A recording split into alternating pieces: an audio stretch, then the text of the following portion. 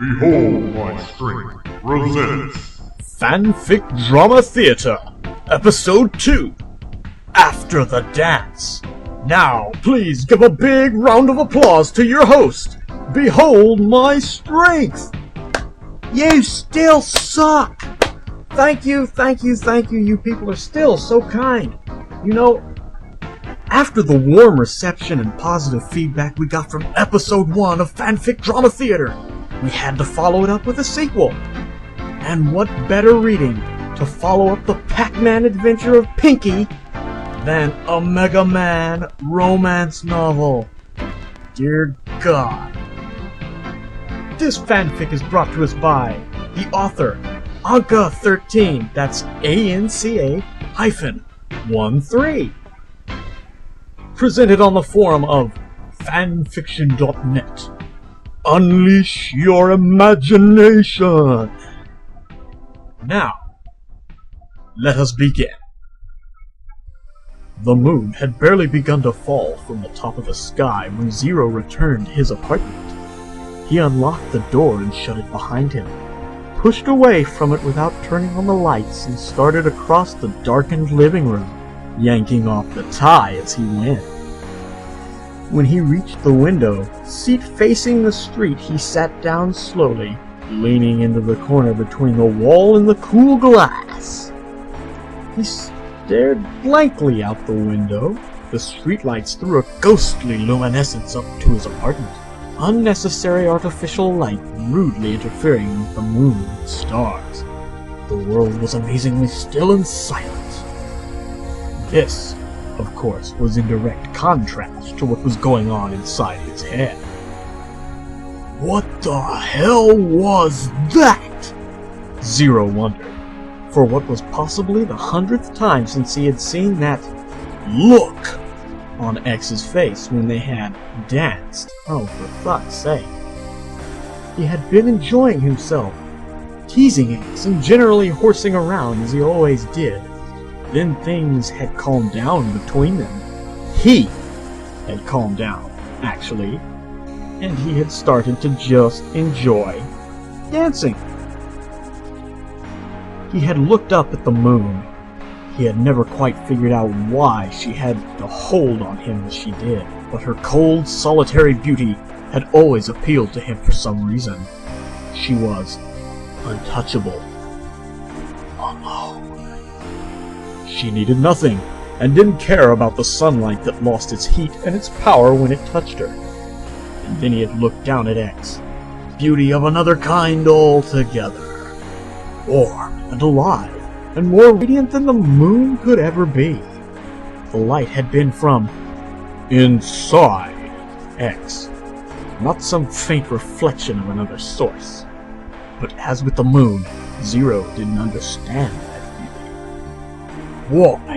Why did he look like that?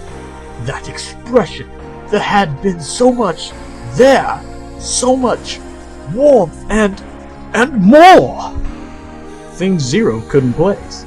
His mind simply couldn't wrap itself around it, and kept casting itself back, trying to find something it could catch and hold, analyze.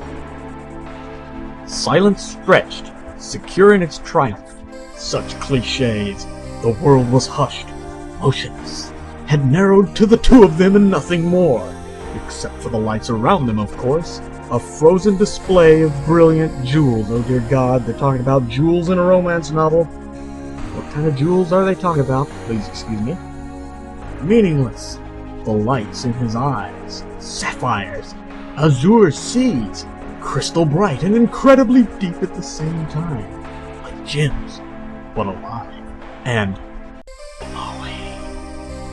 Jewels set in a frame. A face that glowed narrowly as intensely, quietly alight with emotions that Zero barely recognized. Happiness? More. Joy? More. Admiration? No. More. Desire? More. So much blended into something heart-stoppingly beautiful, precious. More? No more.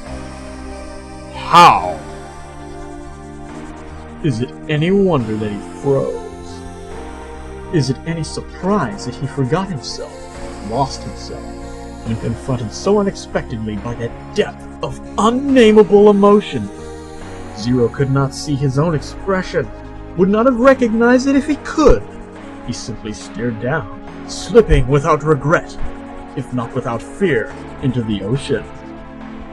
And then something changed in those eyes. Something was seen, or not seen. And that small smile, began to fade, to falter. And before Zero knew it, had happened. Fucked up comma usage. He was again looking at X. X, his oldest and dearest friend, who had for a moment become Angel! Something else.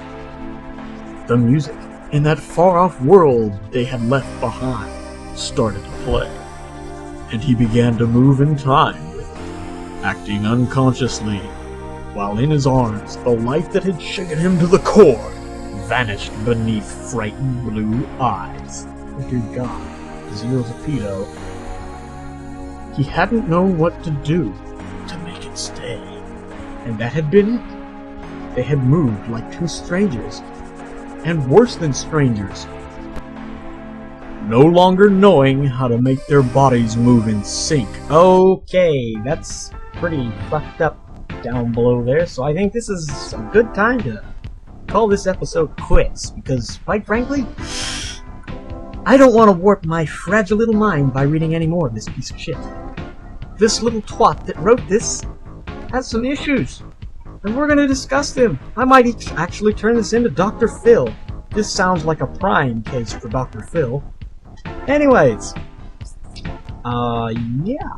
Join us next time for episode 3 of Fanfic Drama Theater, when we read something that's not Mega Man. It's sure to be a blast. So please, come and join us.